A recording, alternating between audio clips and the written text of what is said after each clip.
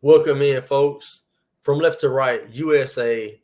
I am the captain. Today's topic: former President Donald J. Trump has been indicted, has been arraigned on 34 charges of falsifying business records in the first degree.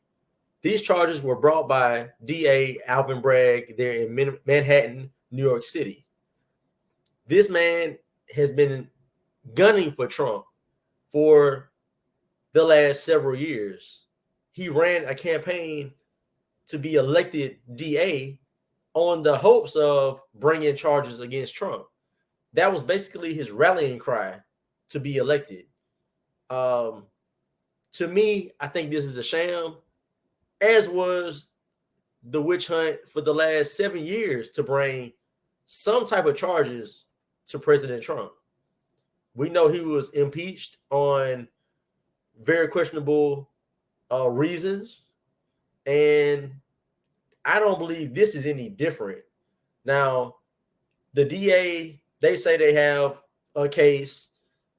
They say that they have, the evidence. They have witnesses, but how much do they really have to prove anything? Now, in this video, I'm going to give the facts, and I'm gonna have some articles that poke holes in what the DA says that they have. Now, like I said, DA, he ran a campaign, wanted to get at Trump. He won the DA seat in November of 2021. And before that, he's been all about going at Trump.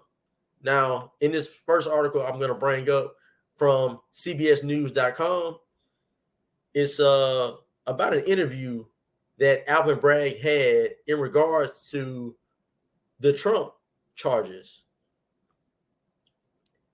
And here you see, in November 2020 interview with CBS News, Alvin Bragg, then a Democratic candidate for Manhattan DA, said that among the staggering number of cases swirling around then President Trump, a matter involving Trump's former fixer, Michael Cohen, stood out. We haven't talked about Michael Cohen yet in the campaign finance part, Bragg said during the interview, in which he stressed he could not prejudge any case until he saw the evidence.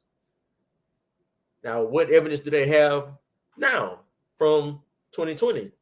Because mind you, prior to Alvin Bragg, there was another DA, Cyrus Vance Jr., who attempted to bring charges against Trump and was unsuccessful. There wasn't enough evidence.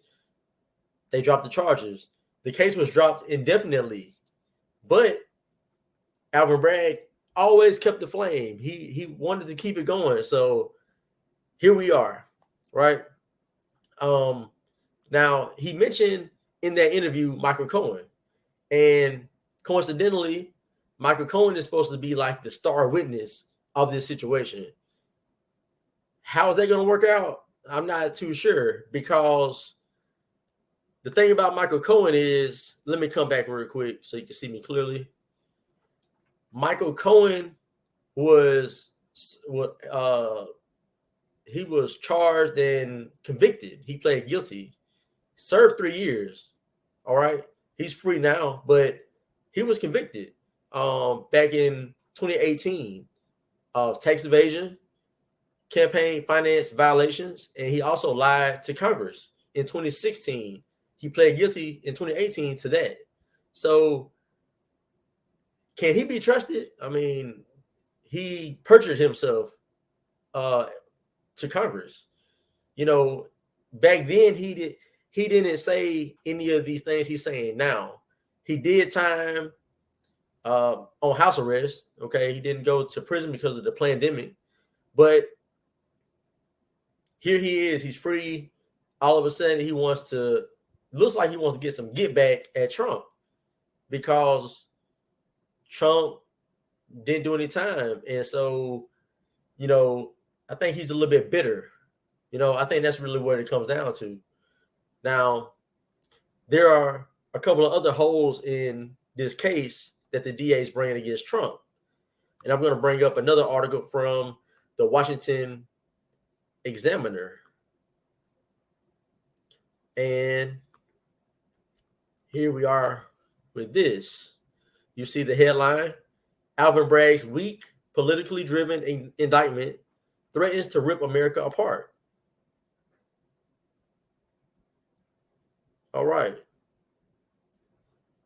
And come down, it says Trump is accused of 34 counts of falsifying business records in the first degree. Okay. Each charge pertains to an invoice, check, or stub involved in the process of paying off porn star Stormy Daniels. Stormy Daniels is who this case is kind of revolving around. Okay, before any other consideration, all 34 counts of the same charge occurred outside the 5-year statute of limitation. That's a problem. Okay. If you come down, it says, moreover, all 34 counts hinge on the word of a convicted perjurer, Michael Cohen, that will be required to establish Trump's direct involvement in any bookkeeping chicanery. Now, and even beyond that, it is doubtful that any crime was committed at all. Right. And as we come down, they also question right here. Most time when you bring charges against someone, there's usually a victim of that crime. And right here it says it must be emphasized that even if there were some merit to this prosecution, it will still serve no public purpose at all. This case will not bring closure to victims. There are no victims. And it will not make the people of New York County any safer. Okay. Now it goes on to talk about, there's a quote where Bragg says, we cannot and will not normalize serious criminal conduct. Okay. But at the same time, his office has a very soft on crime approach, right, to violent crime there in New York City. So it's just interesting that he goes to that point. Now, let me come back. Another weird thing, and I will link these articles and more in the description so you can read it for yourself.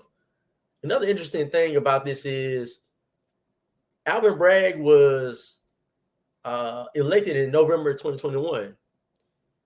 And guess who was released from their 3-year stint in prison?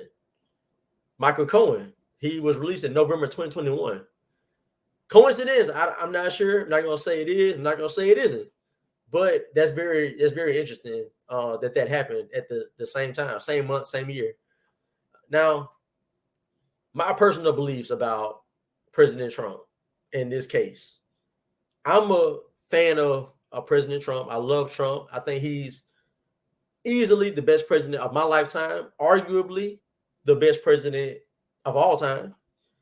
Now, with that being said, could the man have committed some type of crime? It's possible. Now, in this case, my bearing on how I feel about Trump doesn't matter.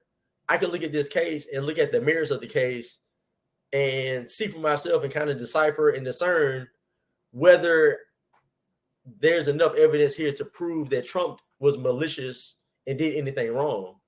We'll see, but I don't think there's much of a case.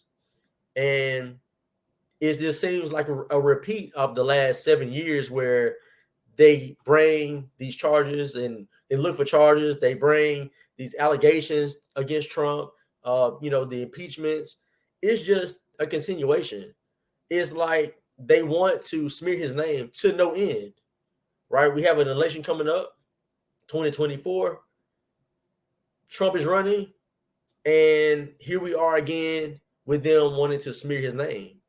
That's all it looks like it is to me. Let me know down in the comments what you all think about this. Are the charges trumped up or are they legit? You let me know. With that being said, thanks for watching.